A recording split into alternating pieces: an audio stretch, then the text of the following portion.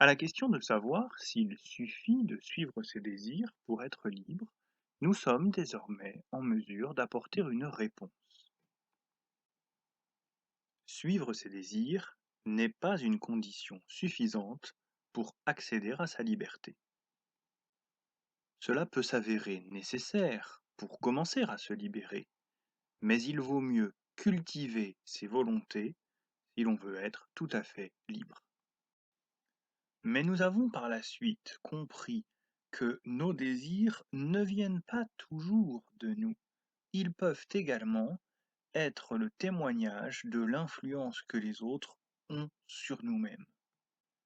Ainsi, en suivant nos désirs, nous ne nous libérons pas toujours de l'influence des autres.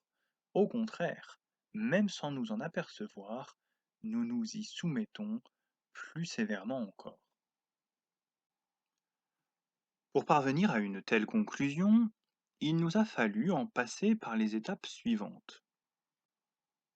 Nous avons tout d'abord pensé qu'en suivant nos désirs, nous pourrions être libres, car nos désirs nous paraissaient refléter ce que nous sommes vraiment.